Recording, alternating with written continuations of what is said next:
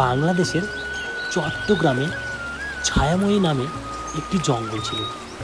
সেই জঙ্গলের গভীরে বাস করত রাতপরী নামে একটি পাখি।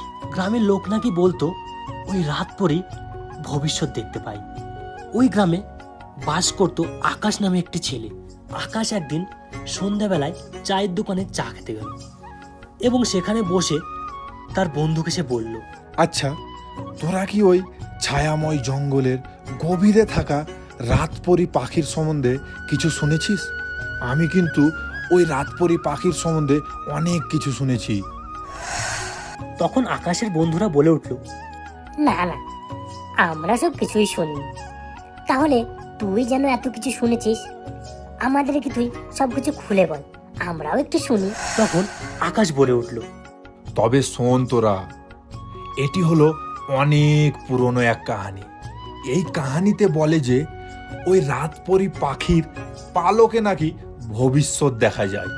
যেই ওই রাতপরী পাখির পালক আনতে পারবে সেই নাকি ভবিষ্যৎ দেখতে পাবে। কিন্তু কাহিনীটা কতটা সত্যি কতটা মিথ্যে এখনো পর্যন্ত জানা যায়নি।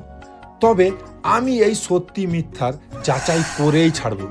আমি ভাবছি যে ওই রাতপরী পাখির পালক চুরি করে নিয়ে আসব। এই কথা শুনে আকাশের বন্ধুর একটু ভয় পেল। তারপর একজন বলে উঠল, না ভাই না, তুই এটা করিস না, এটিতে অনেক বিপদ। দেখিস, এটাতে তোর জানও যেতে পারে।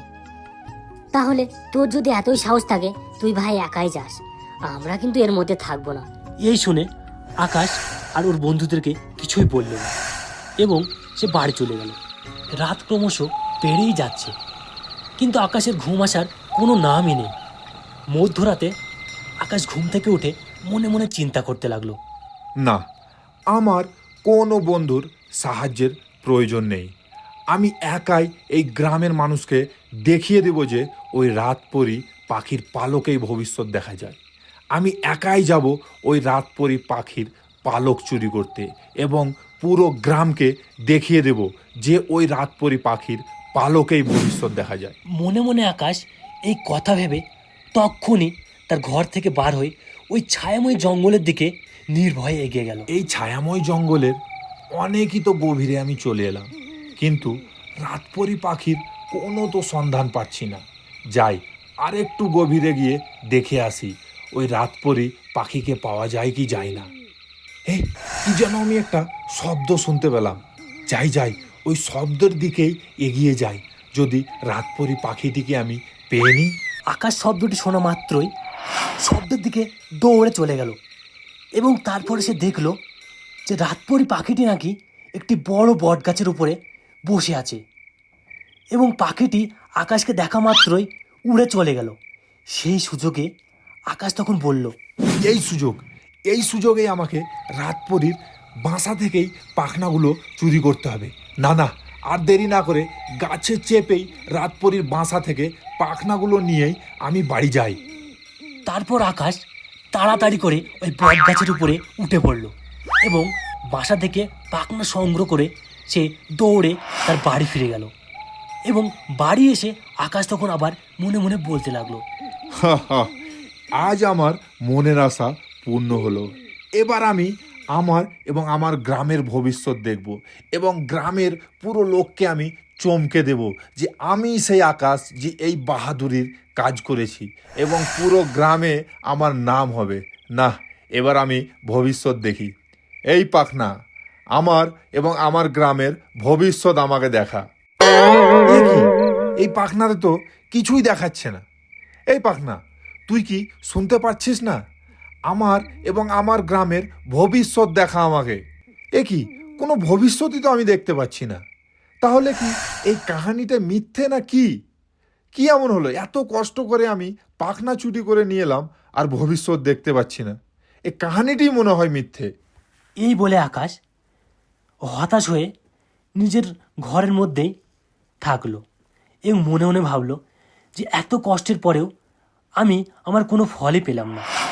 না, হতাশ হয়ে কোনো লাভ নেই। কাহিনীটি মনে হয় মিথ্যে ছিল। যাই, একটু বন্ধুদের সাথে গিয়ে চায়ের দোকানে আড্ডা মারি গিয়ে। এই বলে আকাশ বাড়ি থেকে বার হলো এবং বন্ধুদের সাথে আড্ডা দেওয়ার নামে গ্রামের দিকে এগিয়ে গেল। কিন্তু আকাশের চোখে পড়ে মারামারি, চুরি। কোনো মানুষের মধ্যে কোনো সুখ দেখতে পেল না। মনে মনে ভাবলো যে একদিনে কেমন কি হয়ে গেল যে গ্রামটি এত পরিবর্তন হয়ে গেল। না, এই তো আমি আর দেখতে পাচ্ছি না, আমাকে কিছু একটা করতে হবে। তখন আকাশ বলল, এসব আমি কি দেখছি? কাল পর্যন্ত যেখানে আমার গ্রাম এত সুখে শান্তিতে বসবাস করছিল, সেখানে আজকে এত মারামারি ঝগড়া কেন এমন হচ্ছে? এসব হওয়ার কারণ কি ওই রাতপরি পাখির পাখনা যেটা আমি চুরি করে নিয়ে এসেছি? না না, এর একটি সমাধান আমাকে বার করতেই হবে।